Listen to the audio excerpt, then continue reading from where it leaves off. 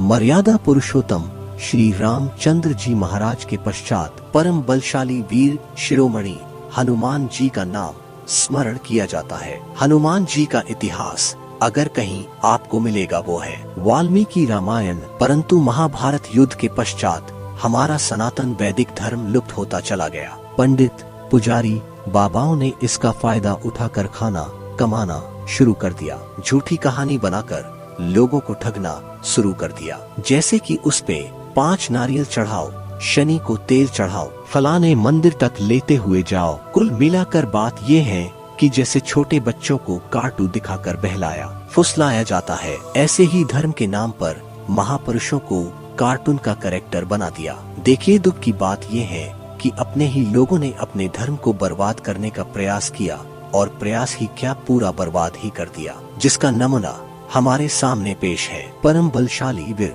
शिरोमणि हनुमान जी, जिसको एक बंदर के रूप में सकल बिगाड़ कर खड़ा कर दिया, उनकी पूंछ लगा दी।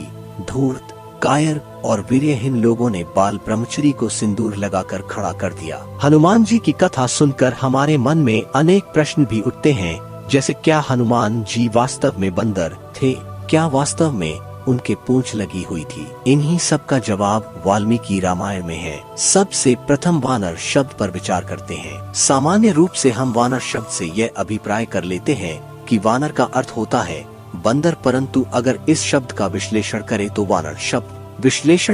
वानर शब्द का अर्थ होता है वन में उत्पन्न होने वाले, वन के अन्न को ग्रहण करने वाला। जैसे पर्वत अर्थात गिरी में रहने वाले और वहाँ का अन्न ग्रहण करने वाले को गिरिजन कहते हैं। जैसे नागा साधु होते हैं, वह नग्न घूमते हैं, युद्ध कला में माहिर होते हैं, क्या वो नाग प्रजाति के हो गए? उसी प्रकार वन में रहने वाले को वानर कहते हैं। वानर शब्द से किसी योनि विशेष, जाति, प्रजाति अथवा उपजाति का बोध नहीं होता। दूसरी बात, हनुमान जी, सुग्रीव, बाली आदि का जो चित्र हम देखते हैं उसमें उनकी पूंछ लगी हुई दिखाई देती है, परंतु उनकी माताओं को और उनकी पत्नियों को पूंछ लगाकर बदरिया नहीं बनाया। नर मादा का ऐसा भेद संसार में किसी भी वर्ग में देखने को नहीं मिलता। यह सोचने का विषय है। इसलिए यह स्पष्ट होता है कि हनुमान आदि के पूंछ होना केवल एक चित्रकार की कल्पना मात्र है। तीसरी बात, किष्किंधा कांड सर्ग 3 श्लोक के 28-32 में जब श्री रामचंद्र जी महाराज की पहली बार ऋष्यमुख पर्वत पर हनुमान से भेंट हुई, तब दोनों में परस्पर बातचीत के पश्चात रामचंद्र जी लक्ष्मण से बोले, न ऋग्वेद विनितस्य न यजुर्वेद धारिणे न साम वेद विदुषे शक्यम एवं विभाषितुम। अर्थात ऋग्वेद के अध्ययन से अनजान और यजुर्वेद का जिसको बोध नहीं है तथा जिसने सामवेद का अध्ययन नहीं किया है, वह व्यक्ति इस प्रकार बातें नहीं कर सकता। निश्चय ही इन्होंने संपूर्ण व्याकरण का अनेक बार अभ्यास किया है, क्योंकि इतने समय तक बोलने में इन्होंने किसी भी अशुद्ध शब्द का उच्चारण नहीं किया है। इनकी वाणी हृदय को हर्षित कर देती है। क्या कोई बंदर ऐसे बात कर सकता है? क्या कोई बंदर इतना विद्वान हो सकता है जो चारों वेदों को जानता हो? आपकी बुद्धि काम कर रही है ना?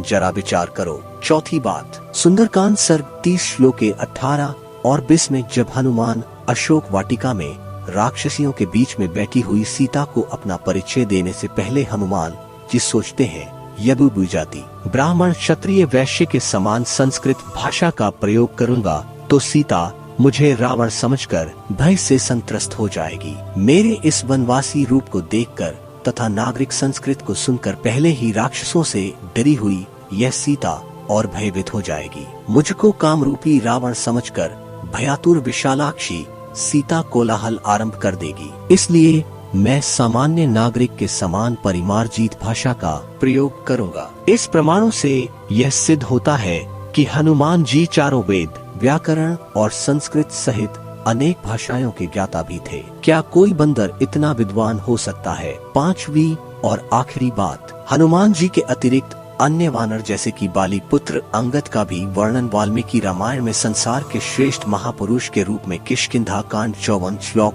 2 में हुआ है। हनुमान बाली पुत्र अंगद को अष्टांग बुद्धि से संपन्न, 4 प्रकार के बल से युक्त और राजनीति के 14 गुणों से युक्त मानते थे।